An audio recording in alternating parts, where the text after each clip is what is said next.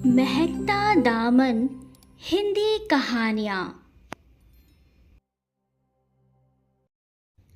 आप देख रहे हैं जासूस इश्क पहली किश्त।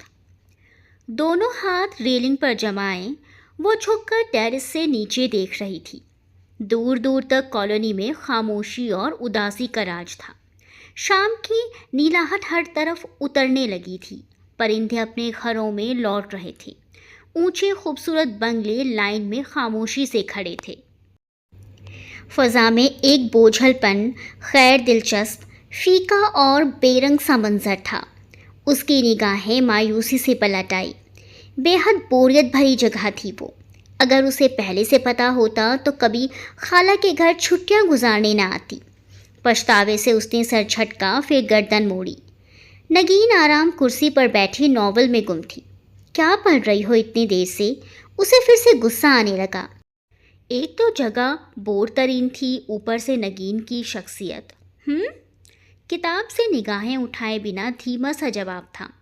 मैंने पूछा क्या पढ़ रही हो? वो उसके कान के करीब आकर चीखी। श्श। जरनीला चाय बनाने गई है, कामिल आया हुआ है। शर्मीली मुस्कान लबों पे सजाए नगीन ने तजस्सुस भरी बेचैनी से पन्ना पलटा। वो किलस कर रह गई। अम्मी ने कहा था छुट्टियां अच्छी गुजरेंगी खाला के पास, रमज़ान में हैदराबाद चली जाओ, और उसने फ़ौरन खुशी खुशी हामी भर ली। खाला लोगों से मिले भी तो 5-6 बरस गुजर चुके थे। वो लोग दिल्ली शिफ्ट हुए तो आना जाना ही ख़त्म हो गया था। अब इसी साल वापस आए थे। वो उनके आने पर बेहद खुश थी। फ़ोन का ही सही मगर राब्ता तो था ना। और यूं ही बातों बातों में उसने नगीन को कह डाला था, मेरा गुमान है कि तुम आज भी 6 साल पहले वाली नगीन होगी, ऐनक वाली, तेल लगाए, टीवी, अखबार या किताब में घुसी हुई। तुम्हारा गुमान गलत भी तो हो सकता है हानी। मैं बहुत बदल गई हूँ।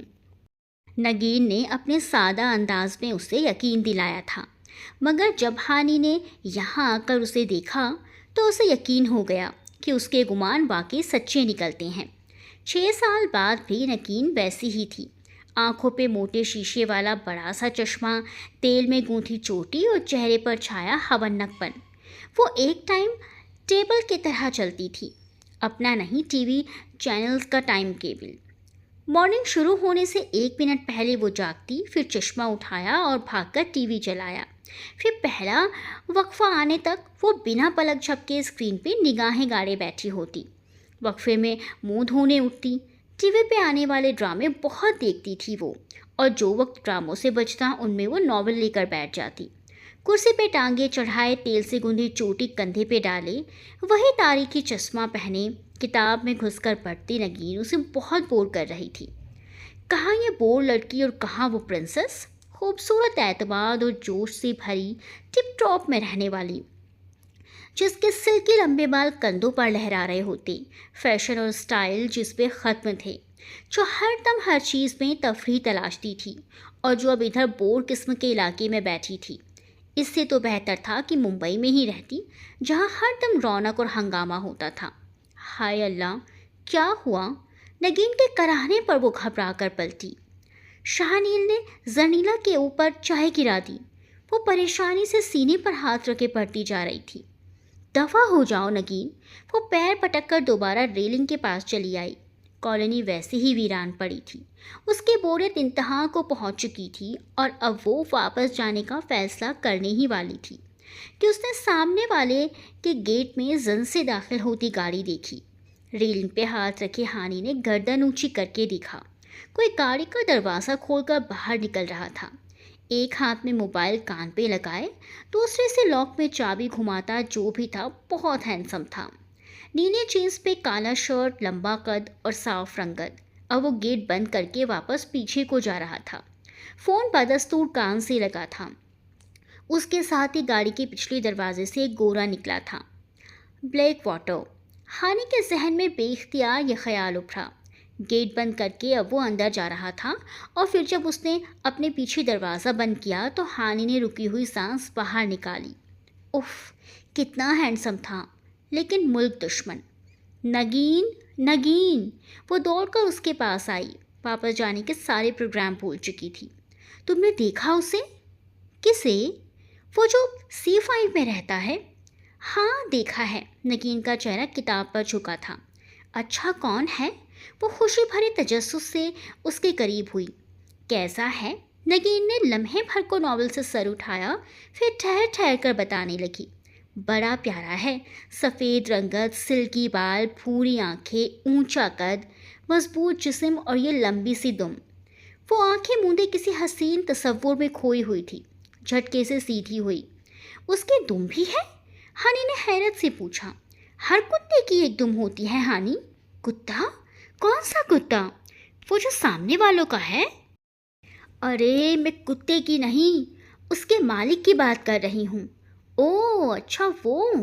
नगीन जवाब देते हुए फिर से पढ़ने लगी थी। वो कोई नया किराएदार है, अभी हफ्ता भर पहले शिफ्ट हुआ है। वो सफ़ेद जर्मन शेफर्ड उसी का है। सुना है इंग्लैंड से आया है, कुत्ता भी साथ लाया है। चलो फिर उसके घर चलते हैं। वो कुछ सोच कर उठी। नगीन ने पहली दफ़ा नॉवल से चेहरा हटाकर हैरानी से उसे देखा। मगर क्यों? ये तुम बताओ, तुम्हारे नॉवल की हीरोइन पहली बार हीरो से कैसे मिली थी? वो जरनीला कामिल के घर बिरयानी देने गई थी तो बस हम भी उसके घर बिरयानी देकर आते हैं, चलो। मगर हानी, जब जरनीला गई तो आगे से भाड़ में गई तुम्हारी जरनीला। उसने गुस्से से नॉवल खींचा और बिना देखे पीछे फेंका। सीढ़ियों से छोटू कपड़ों की गठरियाँ उठाए आ रहा था। नॉवल उसके सर पर लगा। वो एक चीख के साथ गठरियों समेत पीछे गिरा। तुम्हारा नॉवल तो चीखता भी है? हानी हैरत से मुड़ी। सामने कोई नहीं था मगर नगीन देख चुकी थी। मेरा नॉवल। वो सीढ़ियों की तरफ दौड़ी। रुको तो। वो पीछे लपकी। सीढ़ियों पे तीनों गठरियाँ ऊपर नीचे पड़ी थी। नगीन उनके दरमियान हाथ मार रही थी। मर गया या बच गया? बच गया। नगीन ने खुशी खुशी कहीं से किताब खींच निकाली। ओ मर गई रे बाजी। छोटू अंदर कहीं करा रहा था। 12 साल का काम वाला लड़का, उसकी ड्रामेबाजी से वो अच्छी तरह वाकिफ थी। सो नगीन ने छुपकर उसकी नब्ज चेक की। जिंदा है ये। और हानी उसे हाथ से खींचकर नीचे ले आई। लाउंज के एक तरफ किचन था। खुले दरवाजे से खाला चूल्हे के पास काम करती दिखाई दे रही थी। खाला, वो बहुत खुशगवार मूड में उन्हें पुकारती हुई अंदर आई। बड़ी खुशबू आ रही है, क्या पका रही हैं? करेले। करेले? उसकी मुस्कुराहट गायब हो गई। हलक तक कड़वा हो गया। फिर फ्रिज पर नज़र पड़ी तो ज़रा उम्मीद बंधी। खाला, कल का कौन सा सालन रखा होगा? टिंडे, बैंगन। खाला मसरूफ सी हांडी में चम्मच हिला रही थी। अब भला टिंडों में बैंगन डाल के कौन खाता था सिवाय खाला के? टिंडे रखे थे तो आज करेले ना बनाती, हम वही खा लेते। वो बड़बड़ाती हुई फ्रिज का जायज़ा लेने लगी। मगर खाला के कान बहुत तेज़ थे। अल्लाह बख्शे मेरे मरहूम ससुर को। वो कहा करते थे जिस घर में रोज़ चूल्हा जलता है वही घर बसता है। रसोई के महकमे में तो नहीं थे आपके ससुर? क्या कहा? कुछ नहीं। अम्मी ये बताएं कोई स्वीट डिश रखी है? नवीन की पहली समझदारी की बात पर हानी ने उसे हैरत से देखा तो वो ज़रा सी शर्मा गई। जरनीला बिरयानी के साथ खीर भी लेकर गई थी ना? उसने धीरे से हानी को बताया। उधर खाला शुरू हो चुकी थी। स्वीट डिश कहाँ से आती, सुबह से चीनी ख़त्म है। अल्लाह बख्शे मेरे ससुर मरहूम को, वो कहा करते थे जिस घर में चीनी ना हो वो घर। हानी जल्दी से नगीन का हाथ पकड़कर बाहर खींच लाई। चीनी ख़त्म है ना, बस हम उसे चीनी मांगने जाते हैं। हाय अल्लाह, हम कोई मांगने वालियाँ हैं? ओहो, चीनी मांगने से क्या होता है? वो उसे ज़बरदस्ती लाउंज तक अपने साथ लाई। फिर पलट कर देखा, वहाँ एक कोने में सोफे के ऊपर नीचे दाएं बाएं हर तरफ किताबों के ढेर लगे थे। एक चौड़ी सी एनसाइक्लोपीडिया टाइप की किताब खुली पड़ी थी। तो हाथों ने उसे थाम रखा था। सामने वाले का चेहरा किताब के पीछे छुपा था। सनी, अगर खाला हमारा पूछे तो कहना कि हानी और नगीन सामने वाले से चीनी मांगने गई हैं। उसने खुली किताब को आवाज़ लगाई। किताब ज़रा नीचे हुई और पीछे छुपा चेहरा ऊपर निकला। 13 साल का सनी, जिसके हैरी पॉटर वाली गोल ऐनक नाक पे फिसल रही थी। चीनी? उससे उंगली से नाक गिरती ऐनक पीछे की। क्या आप जानते हैं कि चीनी गन्ने के रस से बनती है और उसकी कमी से दिमाग के सेल मरने लगते हैं? ओहो, वो तुनक कर वापस पलटी। एक से एक नमूना पड़ा था हैदराबाद से। इधर आ रही थी तो सहेलियाँ कह रही थी कि खाला के किसी हैंडसम से बेटे से मंगनी करवा कर आना। अब उनको क्या बताऊंगी कि खाला के बच्चे दो ही अच्छे, और इतने अच्छे कि अपने किसी काम के नहीं रहे। खालों भी ससुर की तरह मरहूम हो चुके थे और पीछे अजब तिकोन छोड़ गए थे। उसने कुत्ते वाले की बैल बजाई, फिर एक हाथ से खुले बाल संवारे तो दूसरे हाथ से अभी तक नगीन का हाथ दबोचा हुआ था, जो बेहद डरी सहमी घबराई घबराई से इधर उधर देख रही थी। तुम क्यों परेशान हो हानि? अगर उसने हमें डांट दिया तो हम फौरन वहीं गिरकर मर जाएंगे। ठीक है, डूब मरो नगीन, बंदा ही है, कुत्ता तो नहीं कि खा जाएगा। और उसी पल कुत्ते के जोर से भौंकने की आवाज़ आई और वो डर के पीछे हटी। Romeo, be quiet. कोई बरामदे के दरवाजे से निकलते हुए कुत्ते को नरमी से डांट रहा था। भौंकने की आवाज़ फौरन रुक गई। वाह, कुत्ता तो बड़ा रोमांटिक रखा है जनाब ने। रोमियो। बेसाख्ता कदमों की आवाज़ आई और गेट का हुक हटा। फिर दरवाज़ा अंदर की तरफ खुला। फरमाइए। वो उखड़े उखड़े तेवर लिए सामने हुआ। नगीन उसकी कोहनी पकड़े बिल्कुल उसके पीछे जा छुपी। आदाब, हम सामने वाले घर में रहते हैं। फिर वो दरअसल आप शायद नए आए हैं। हानि ने रुककर सवालिया भवें उठाई। मैं फरहाद हूँ और मैं शीरी। बेसाख्ता हानि के लबों से फिसला। जी? उसने चौंक कर पूछा। वो शीरा बनाना है, चीनी चाहिए थी। वो हड़बड़ा कर संभली। शीरा चीनी से बनता है या गुड़ से? नगीन ने पीछे से सरगोशी की। उसने चेहरे पर मुस्कुराहट सजाए जोर से अपना जूता नगीन के पांव पर रखा। जवाब में वो दबी सी सिसकी। सॉरी, मेरे पास चीनी नहीं है, वो खुश्क लहजे में कहता गेट बंद करने लगा। मगर क्यों? लगते तो आप खासे वेल ऑफ हैं। मोहतरमा, मैं मीठा नहीं खाता, तो चाय में क्या डालते हैं? कैंडरल? वो दांत पीसकर कंट्रोल करते हुए बोला। सामने कोने पर स्टोर है, वहाँ से चीनी मिल जाएगी, और साथ में अखलाकियत की किताब भी। और खट से उसने दरवाज़ा बंद कर दिया। फिर ज़ोर से कुंडी चढ़ाई। कुत्ता फिर से भौंकने लगा। वाह, खुद फरहाद है, कुत्ता रोमियो है, मगर रोमांस ज़रा छू कर नहीं गुजरा। जहन्नुम में जाएंगे मेरी तरफ से। वो गुस्सा छुपाने को ज़ोर ज़ोर से बड़बड़ाती वापस पलटी। मैं तुम्हें बताने लगी थी हानि, मगर तुमने नहीं सुना। क्या? नगीन की शर्मिंदा आवाज़ पे वो चौंकी। यही कि जब जर्नीला बिरयानी लेकर गई थी तो कामिल ने भी यही कहा था। नगीन ने बेबसी से सर झुका लिया। वो पैर पटक कर आगे बढ़ गई। हानि ने अलमारी का दरवाज़ा खोला। सामने ही एक प्रेस किया नया रेडीमेड जोड़ा लटका हुआ था। सदीद तराश खराश का खूबसूरत जोड़ा। हानि ने हैरत से पलटकर नगीन को देखा, जो चेहरे के सामने किताब की आरामदेह कुर्सी पर झूल रही थी। उस वक्त उसने सादा सा लिबास पहन रखा था। ये जोड़ा किसका है? मेरा। बिना सर उठाए जवाब मिला। कौन लाया था? उसे यकीन ही नहीं था कि नगीन की पसंद इतनी ज़बरदस्त हो सकती है। अम्मी। तो पहनती क्यों नहीं हो? खाला रशीदा ने बताया था कि उस पे साया है। क्या? उसने घबराकर अलमारी बंद की और दोनों हाथ झाड़े। फिर एकदम ठिठक कर पलटी। ये खाला रशीदा कौन है? पता नहीं। किताब पे सर झुकाए नगीन ने कंधे उचकाए। तो तुम्हें कहाँ मिली? ख्वाब में मैंने देखा कि एक बूढ़ी खातून मेरे पास आई और उन्होंने बताया कि उनका नाम खाला रशीदा है और ये उन सारे कपड़ों पे साया है जो उनको मैंने पहना करूं, इसलिए मैं नहीं पहनती। बिल्कुल भुतकू हो तुम। वो तेज़ी से अलमारी की तरफ बढ़ी, फिर रुक गई। क्या पता वाकई इन पे साया हो, वरना खाला रशीदा को क्या शौक था नगीन के ख्वाब में आने का।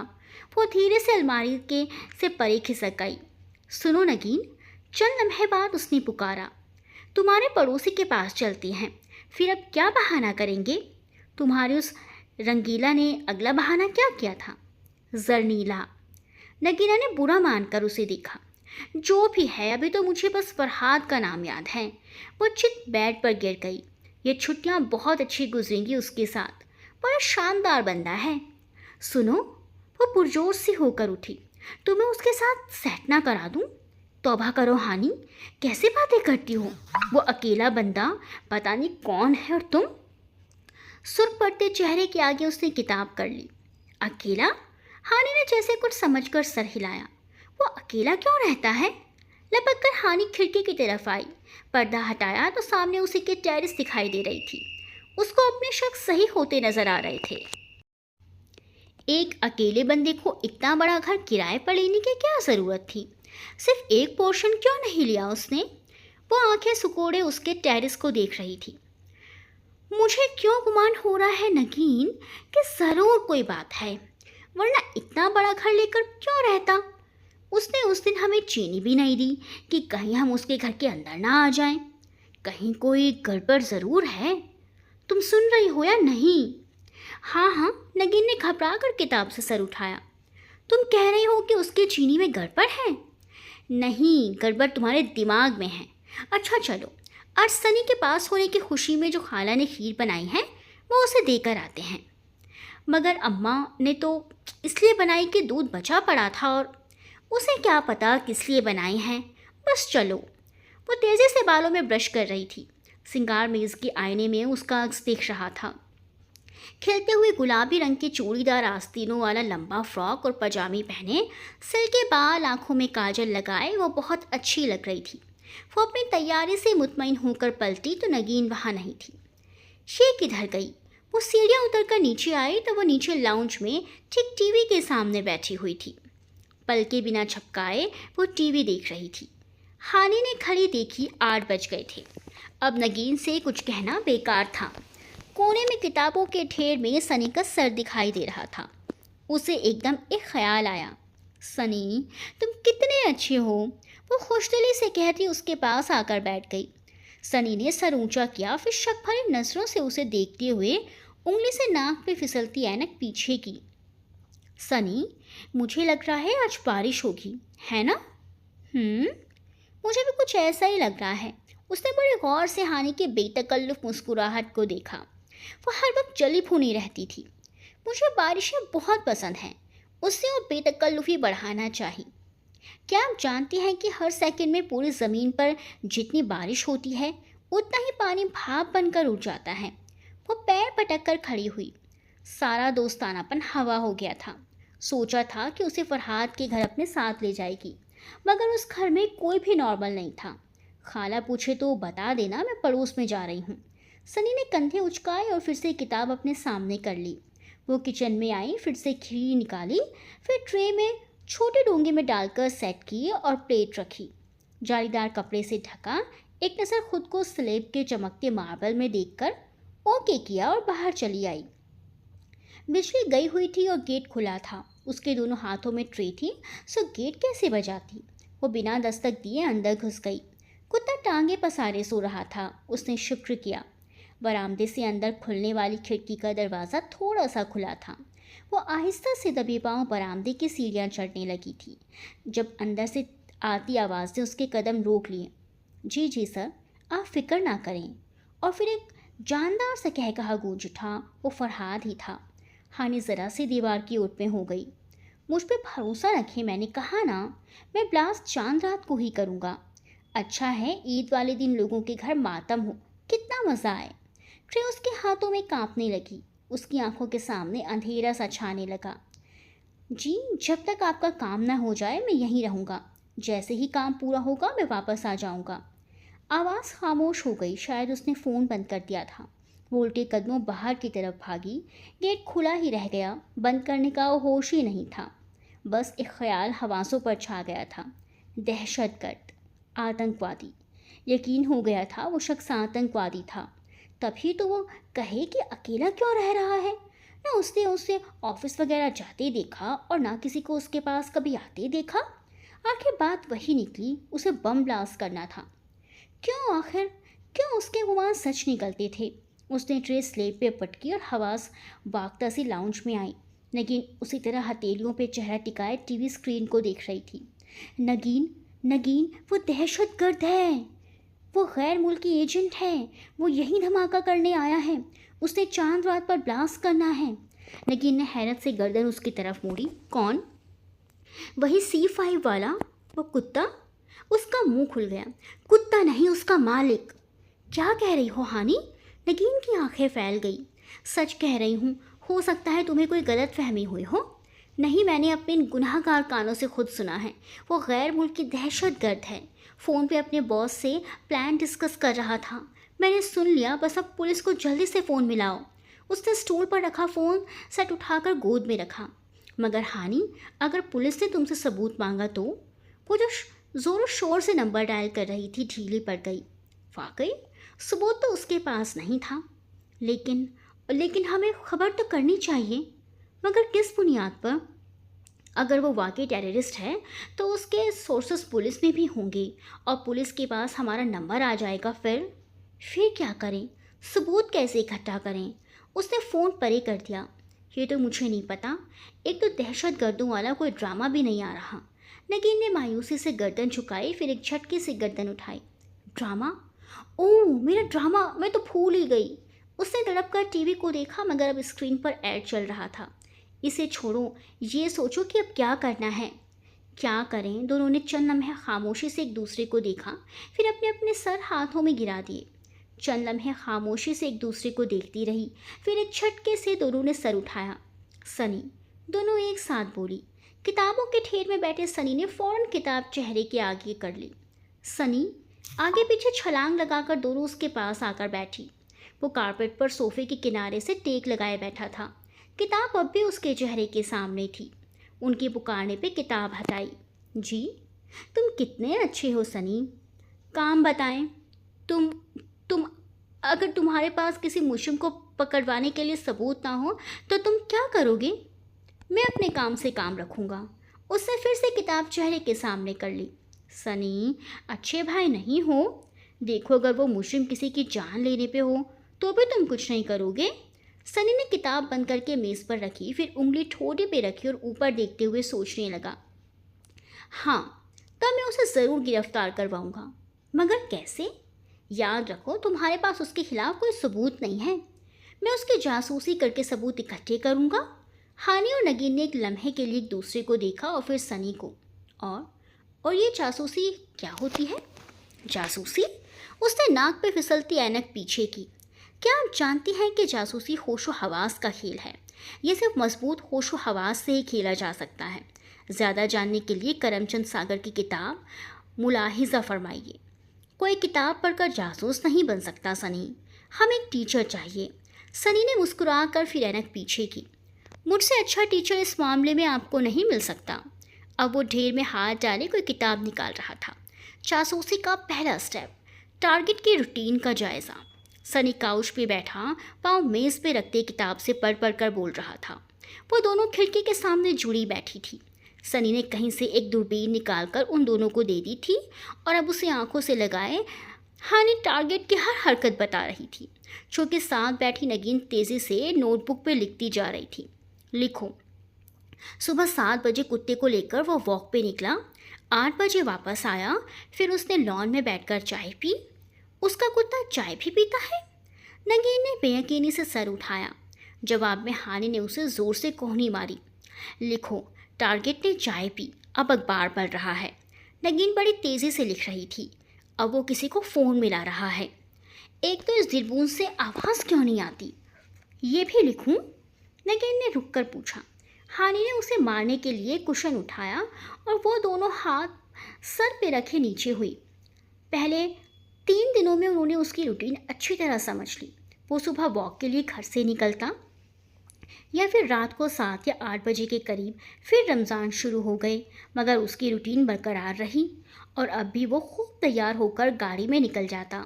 फिर रात 11 बजे के करीब टेरेस पर मोबाइल कान से लगाए हंस हंस कर बातें करता दिखाई देता। 11:30 बजे वो सोने के लिए चला जाता और वो दूरबीन रख देती। जासूसी का दूसरा स्टेप, टारगेट के जानने वालों से उसकी जानकारी इकट्ठा करना। सनी के पढ़ाए गए सबक उनके जहनों में लगातार घूम रहे थे। वो जमाइयाँ रोकती थकी हारी सी कॉलोनी के सिरे पे बेंच पे बैठी थी। नगीन कलम और नोटबुक थामे तैयार खड़ी थी। कब आएगा आखिर उसका अखबार वाला? हानि ने बेचैनी से कलाई पर बंधी घड़ी देखी। उसे घड़ी बांधने की बिल्कुल आदत नहीं थी, मगर जेम्स बॉन्ड को फिल्मों में और पोर्टर होम्स को किताबों में हमेशा घड़ी पहने देखा था और फिलहाल वो खुद को उनसे कम नहीं समझ रही थी। अखबार वाला आएगा तो हम क्या करेंगे हानि? पागल, याद नहीं है सनी ने क्या कहा था? पहले उसकी तारीफ करके उसे खुश करेंगे, फिर उससे टारगेट के बारे में पूछेंगे। श्श, वो आ रहा है। उसने जल्दी से नगीन का हाथ दबाया और उठ खड़ी हुई। अखबार वाला साइकिल दौड़ाता हुआ सामने से आ रहा था। फरहाद के घर के बाहर उसने अपनी साइकिल रोकी, रोल किया हुआ अखबार अंदर उछाला और फिर उसी अंदाज में मगन साइकिल आगे बढ़ा दी। वो दोनों चलकर उसके सामने आई। अखबार वाले ने साइकिल आहिस्ता कर दी। बात सुनना भैया जी। जी। उसने साइकिल उनके करीब रोकी। आदाब। हानि ने बड़े तमीज़ से उसे सलाम किया। तभी नगीन ने उसे कोहनी मारी। उसने पलटकर नगीन को देखा। क्या है? तारीफ करो ना उसकी। नगीन पुरजोर से सरगोशी की। अब इस जकूटा झिनकी में क्या तारीफ करूं? उसने नगीन को घूरा, फिर अपना चेहरा अखबार वाले जिन की तरफ मोड़ा। नगीन ने हैरत से उसे देखा। भाई, आपके पास डेली टाइम्स होगा? एक आखिरी था, वो भी अभी C5 में फेंक दिया है। आपके पास और नहीं होगा? हानि। नगीन ने परेशानी से उलझकर उसका बाजू थामना चाहा, मगर उसने उसे श करके रोका। नहीं, और नहीं है। न मैं सर हिलाते हुए अखबार वाले ने बंडल हाथ में मारा था। ओहो, मुझे तो बहुत ज़रूरी चाहिए था। मेरा बीए का रिज़ल्ट आउट हुआ है कल।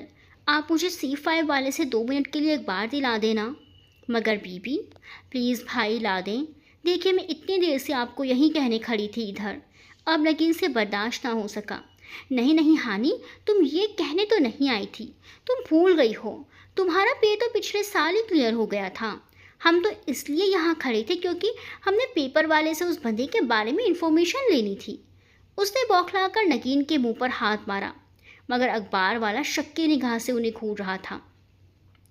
किसकी जासूसी कर रही हो आप बीबी? जासूसी? नगीन की आंखें हैरत से उबल पड़ी। उसे कैसे पता चला? कुछ नहीं, तुम जाओ। और वो कहने के साथ ही नगीन का हाथ खींचती वापस ले आई। जासूसी का तीसरा स्टेप, टारगेट के ना जानने वालों से उसके बारे में मालूमात इकट्ठी करना। सनी कमरे में टहलता किताब पे निगाहें जमाए हाथ हिला हिला कर कह रहा था। अब ये ना जानने वाले कौन होते हैं? C5 के गेट के सामने खड़ी हानि ने छल्लाकर पूछा था। जवाब में नगीन ने फौरन नोटबुक के पन्ने पीछे पलटे। हाँ सुनो, सनी ने कहा था ये लोग होते हैं जिनको आप जानते हो और जो टारगेट को भी जानते हो, मगर टारगेट इनको ना जानता हो। देखते हैं। हानि ने गहरी सांस लेते हुए बैल पे हाथ रखा। यह C4 था, फरहाद के बराबर वाला घर। चंद ही लम्हे बाद गेट खुला। एक खातून ने सर बाहर निकाला। सर से पैर तक उन दोनों को दिखा, नाक चढ़ाई। क्या है? अंदाज उनका रूखा था। हम सामने वाले घर से आए हैं, कुछ काम था आपसे। हानि ने मुस्कुराकर खुशदिली से इंट्रोडक्शन दिया। बोलो। वो आंटी, बात यह है कि वैसे अदब में आंटी कह रही हूँ, वरना कहना तो नहीं चाहिए क्योंकि आप माशाल्लाह इतनी यंग हैं। वाकई हानि, आंटी तो ना कहो, छोटी नानी जितनी तो होंगी। नगीन ने आहिस्ता से कहा था, मगर आंटी के हाव भाव बिगड़े। जी बिल्कुल, हमारी छोटी नानी 20 ईयर की है ना। नाना अब्बा की दूसरी वाइफ है ना, सो इसीलिए नानी कहते हैं, वरना आपकी तरह ही यंग और स्मार्ट हैं। उसने नगीन को घूरकर मुस्कुराते हुए बात संभाली। आंटी के हाव भाव ज़रा नरम पड़े। उन्होंने अपने कंधे उचकाए। जाहिर है असली उम्र जाहिर हो ही जाती है। वो आंटी बल्कि बाजी कहना ज़्यादा ठीक होगा। अब की बार वो सनी की नसीहतों पर पूरी तरह अमल कर रही थी। बात यह है कि हर तरफ सेल लगी हुई है। रमज़ान भी शुरू हो चुका है। मेरी कज़िन तो ज़रा फूहड़ है और उसका टेस्ट भी उतना अच्छा नहीं, मगर इतने दिन से मैं आपको देख रही हूँ। आपके कपड़ों के कलर्स और प्रिंट्स इतने ज़बरदस्त होते हैं कि मैं इम्प्रेस हुए बिना नहीं रह सकी। लेकिन इनका मुँह आधा खुल गया।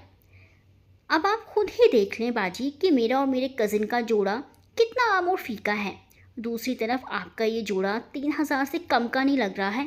नगीन के माथे पर बल पड़ गए थे, मगर हानि उसे नहीं देख रही थी। इसीलिए बाजी, मैं आपसे यही कहने आई थी कि अगर ड्रेस सिलेक्शन में आप मेरी मदद करें और हमारे साथ शॉपिंग पर चलें तो। कौन सी शॉपिंग? कहाँ की शॉपिंग? नगीन सर पे हाथ रखे चिल्लाई थी। तुमने मुझे तो कहा था कि C4 की बूढ़ी थोड़ी लाल लगाम की झूठी तारीफें करेंगे तो वो खुश होकर साथ वाले घर के बारे में हमें सारी मालूमात दे देगी। मगर तुमने अकेले शॉपिंग का भी प्लान कर ली और मुझे बताया तक नहीं। नगीन, उसने बौखला कर आंटी को देखा, जो कह बरसाती नज़रों से उसे देख रही थी। मैंने शॉपिंग का तुम्हें बताया तो, मगर बात संभालने से पहले ही आंटी ने खट से दरवाज़ा बंद कर दिया। तुम वाकई मेरे बगैर शॉपिंग पे चली जाती क्योंकि मैं फूहड़ हूँ? वो रोने जैसी हो गई थी। ठहरो, मैं तुम्हें बताती हूँ कि तुम क्या हो। हानि गुस्से से उसकी तरफ बढ़ी। आज तुम मेरे हाथों नहीं बचोगी। और नगीन उससे डर के घर की तरफ भागी। जासूसी का चौथा स्टेप, टारगेट के बारे में डॉक्यूमेंट इन्फॉर्मेशन जमा करना। इफ्तारी के बाद वो तीनों नगीन के कमरे में मौजूद थे। सनी हाथ में चिप्स का खुला पैकेट पकड़े निकाल निकाल कर खा रहा था। गोद में बड़ी सी किताब खुली रखी थी। नगीन साथ में बैठे दुपट्टे के पल्लू से अपना चश्मा साफ कर रही थी, जबकि हानि दूरबीन लगाए खिड़की से बाहर की तरफ देख रही थी। सनी के बात पे मायूसी से उसने दूरबीन रखी। डॉक्यूमेंट इन्फॉर्मेशन कहाँ से जमा करें? मेरे बाप दादा का कभी नादरा से ताल्लुक ही नहीं रहा। तौबा, उनका क्या किसी नादरा वादरा से ताल्लुक होगा? लेकिन बुरा मान गई। तुम तो चुप ही रहो। वो सुबह से उस पर जली भुनी बैठी थी। हर बार नगीन कोई ना कोई गड़बड़ ज़रूर कर देती थी। मैं तो ये बताना चाहती थी कि रज़िया ने डाकू कड़क सिंह की इन्फॉर्मेशन कैसे जमा की थी, मगर तुम चुप रहने को कह रही हो तो नहीं बोलती। कौन रज़िया, और क्या किया उसने? हानि अलर्ट हुई। धुआं ड्रामे वाली रज़िया, जब अजहर ने उसे खुश्क सिंह की बीवी को फ़ोन लगाने को कहा था और फिर उन्होंने आसानी से डाकू खड़क सिंह को ट्रेस कर लिया था। ओह हाँ, याद आ गया। फ़ोन लाओ। नगीन ने फ़ोन पकड़ाया, मगर नंबर? उसने सनी को लाचार नज़रों से देखा। सनी ने इशारा किया। नंबर फ़ोन में मौजूद था। हानि के चेहरे पर मुस्कुराहट दौड़ उठी। मगर मेरा नंबर आ जाएगा। नगीन परेशान से देखने लगी। अरे मेरे सिम से करो, इससे कुछ नहीं होगा। उसने झट अपना मोबाइल तकिए से उठाया और नंबर डायल किया। रिकॉर्ड भी करूँ ना? करती हूँ। उसने रिकॉर्डिंग ऑन करके फ़ोन कान से लगाया। बेल जा रही थी। सनी और नगीन आगे होकर उसको देख रहे थे। हेलो। छठी घंटे पर फ़ोन उठा लिया गया। आदाब, मैं सर्व बनाने वाली कंपनी से बात कर रही हूँ। हम अपने प्रोडक्ट के बारे में जनता का फीडबैक जानना चाहते हैं। आप बताएंगे आपने हमारे सर्व को कैसे पाया? मैं धोबी नहीं हूँ, कपड़े लॉन्ड्री से धुलवाता हूँ, वो सपाट बोला था। तो आप हमें उस लॉन्ड्री का नाम ही बता। दूसरी तरफ से खट से फ़ोन रख दिया गया। पता नहीं किस शीरी का फरहाद है ये। वो फ़ोन को घूर कर रह गई। खैर, इसकी आवाज़ हमारे पास आ गई है। अब आगे क्या करना है? क्या करना है? सनी के पैकेट से चिप्स निकालती नगीन ने खोए दिमाग से दोहराया। भाई, रज़िया ने आगे क्या किया था? वो अजहर ने रिकॉर्डिंग? एसएचओ को सुनवाई थी और एसएचओ खड़क सिंह की बीवी की आवाज़ पहचान गया था। मगर हमारी कहानी में ना अजहर है ना ही एसएचओ। ये तो मैंने सोचा ही नहीं। काश तुम कभी सोचने भी लगो नगीन। उसने लाचारी से फ़ोन वापस फेंका। इतना सारा वक्त बर्बाद कर दिया और हासिल कुछ भी नहीं। वैसे उसके मकान मालिक के पास तो उसके डॉक्यूमेंट्स होंगे। चंद लम्हों बाद वो सोच कर बोली, लेकिन मकान मालिक का नंबर तो हमारे पास नहीं है। मगर वो शीरी के मियाँ के पास तो होगा ना। मेरे पास एक आइडिया है छोटू। छोटू? वो ज़ोर ज़ोर से छोटू को पुकारती अपना मोबाइल तलाश करने लगी। दूरबीन आंखों से लगाए वो मोबाइल कान पे लगाए बैठी थी। नगीन ने अपना कान उसके कान से लगे मोबाइल से जोड़ रखा था। अब छोटू उसके सामने खड़ा था। वो दूरबीन से देखती धीमी आवाज़ में कह रही थी। सामने वाले लॉन में वो टांग पे टांग रखे बैठा था। छोटू उसके सामने थर थर कांपता खड़ा था। क्या बात है, कौन हो तुम? हानि के कान से लगी मोबाइल पे फरहाद की आवाज़ साफ सुनाई दे रही थी। उसकी कॉल नगीन के मोबाइल से मिली हुई थी, जो छोटू की जेब में छुपा था। वो जी, मुझे मेरे साहब ने भेजा है। हम आपसे पहले इस घर में रहते थे। हमारा कुछ सामान इस घर में रह गया था, जिसके लिए हमें मालिक मकान से बात करनी है। उनका टेलीफोन नंबर खो गया है, अगर आपके पास है तो दे दें। छोटू ने तोते की तरह हानि का याद कराया बयान दोहरा दिया। हानि ने जीत वाली मुस्कुराहट से नगीन को देखा और फिर सामने नजर आते मंजर को। अच्छा। फरहाद ने आंखें सिकोड़कर ऊपर से नीचे तक छोटू को देखा। तुम्हारा नाम क्या है? नाम? छोटू के रहे सहे औसान जाने लगे। नाम का बताना तो स्क्रिप्ट का हिस्सा ही नहीं था। क्या तुम्हें नाम बताना नहीं आता?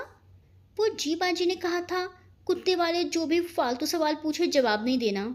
हानि ने बेख्तियार सर पे हाथ मारा। फरहाद के बालों को एक जानदार मुस्कुराहट छू गई। तुम्हारी बाजी ने और क्या क्या कहा था? वो जी। छोटू जरा शर्मा गया। उन्होंने कहा था कि अगर मैं ये काम कर दूं तो जिस कुड़ी से चाहूँगा उससे वो मेरा ब्याह करा देंगी। तुम्हारी बाजी ने कोई मैसेज ब्यूरो तो नहीं खोला हुआ? ना जी, वो क्यों मैरिज ब्यूरो खोलेंगी? बहुत पढ़ी लिखी हैं, वो मुंबई से आई हैं। बेवकूफ़ नालायक, अब कहीं नाम ही ना बता दे। वो दूरबीन आंखों से लगाए हुए खोल रही थी। तो जाकर अपनी पढ़ी लिखी बाजी से कहो कि कुत्ते वाला पूछ रहा है। मेरे शिफ्ट होने से हफ्ता पहले तो ये घर बना है, उससे पहले तो यहाँ खाली प्लॉट था। आप क्या इस पे झोंपड़ा बनाकर रहती थी? जी। उसके सख्त होते तेवरों पे छोटू उल्टे कदमों वापस भागा। रोमियो ज़ोर ज़ोर से भौंकने लगा। गिरता पड़ता छोटू बाहर आया था। आने दो ज़रा उसे, मैं ब्याह कर आती हूँ उसका। हानि ने दूरबीन एक तरफ पटकी और आस्ती ने मोड़ ली। अब उसका सारा गुस्सा छोटू पर निकलना था। जासूसी का 5वां स्टेप। वो दोनों उदासी से खिड़की से लगे नीचे फरहाद के गेट को देख रही थी, जहाँ वो वॉक के लिए निकल रहा था। शब्सा ने पीछे से आकर बोला, क्या? उन दोनों ने पलटकर हैरत से उसे देखा। टारगेट का पीछा। टारगेट जहाँ भी जाएगा उसका पीछा किया जाएगा। उन दोनों ने एक दूसरे को देखा, फिर अगले ही पल बाहर की तरफ भागी। मगर कुछ कहता सनी हड़बड़ा कर साइड हो गया। वो दोनों दौड़ती बाहर निकली और अब तेज़ी से सीढ़ियाँ उतर रही थी। मगर बहुत फासले से आपी। सनी ने दुख से बात मुकम्मल की, लेकिन जल्दी में उसकी बात सुने बगैर ही वो दोनों जा चुकी थी। फरहाद अभी अपने गेट से चंद कदम आगे ही बढ़ा था। हाथ में कुत्ते की जंजीर थी जो कि दुम हिलाता बड़े मज़े से उसके पीछे जा रहा था। हानि गेट पे एक लम्हे को रुकी, फिर दुपट्टा सर पे लेकर आगे तक लटका लिया। नगीन ने फौरन उसकी नकल की। वो दोनों अब सर झुकाए तेज तेज कदमों से उसके बिल्कुल पीछे चल रही थी। वो जंजीर पकड़े अपने खूबसूरत लबों लहजे में अंग्रेज़ी में कुत्ते से बातें करता उनसे चंद कदम ही आगे था। थोड़ी दूर जाकर वो एकदम रुका। उन दोनों को भी ब्रेक लगे। लम्हे भर को ठहरकर पीछे मुड़ा। वो भी हड़बड़ा कर पीछे पलटी। थोड़ी देर तक वो दोनों लड़कियों को पीछे से देखता रहा, फिर सर झटक कर वापस पलटा। वो फिर दुपट्टे को घूंघट निकाले उसके पीछे हो ली। क्या दोनों पकड़ी जाएंगी या अपने मिशन में कामयाब हो जाएंगी? अगली किश्त में ज़रूर देखें। अगर आपको हमारी इस कहानी की पहली किश्त अच्छी लगी तो प्लीज़ हमारे चैनल को सब्सक्राइब करें, वीडियो को लाइक करें और दोस्तों के साथ शेयर करें। आपका छोटा सा साथ हमें और खूबसूरत कहानियाँ लिखने का हौसला देगा।